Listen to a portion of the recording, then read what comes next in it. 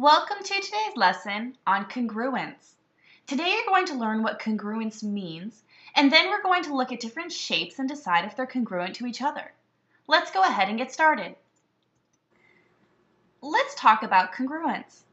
Congruence is when two or more shapes have the same size and the exact same shape. One way to tell if the shapes have the same size or the same shape is to measure the side lengths. Congruent shapes will have the exact same lengths of sides. Also, you need to look at the angles. Congruent shapes will have the exact same angle measurements as the shape that they are congruent to. If the shapes are not congruent to each other, then their angles will not be the same size. So let's look through these examples below. Our first example is a trapezoid. Now this trapezoid is the same size and the same shape as the trapezoid below it. Even though they look a little bit different because one is facing sideways and one is upside down, it doesn't matter because at the end, they're still the same size and the same shape.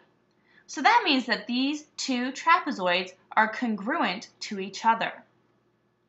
Let's go ahead and look at our next shapes. Our next shape, we have a parallelogram and a square. Now, these two objects are not the same size and they're not the same shape.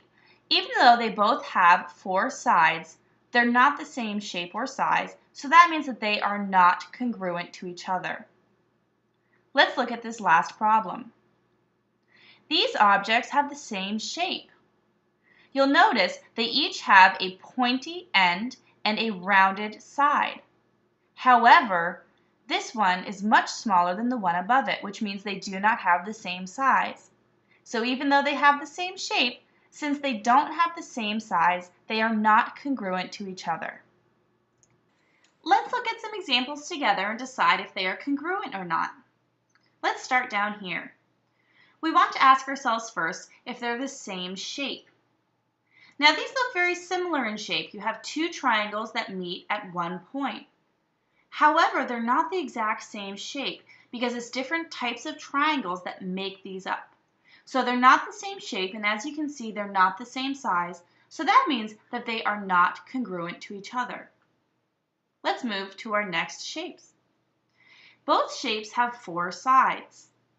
If you were to take the shape on the right-hand side and rotate it 90 degrees, it would look exactly the same as the one on the left. They are the same size and the exact same shape, which means they are congruent to each other. Let's look at our last example. We have two triangles. Even though they're both triangles, they're not the same type of triangle. As you can see, this one has a longer base than the one on the left. So that means that they're not the same shape and they're clearly not the same size.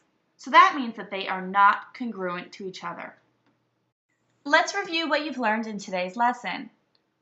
When shapes are congruent to each other, it means that they have the same shape and the same size. So even though in this figure right here, we have two trapezoids, they're not the same shape because this trapezoid is much skinnier than the one above it. That means they're also not the same size. So these shapes are not congruent to each other. If we look at the circles in the middle of the screen, they're both the same shape and the same size, which means they are congruent to each other. And lastly, if we look at these two shapes on the right, they are the same shape. You can see the amount of sides is the same, and each of the corners has a curve in it.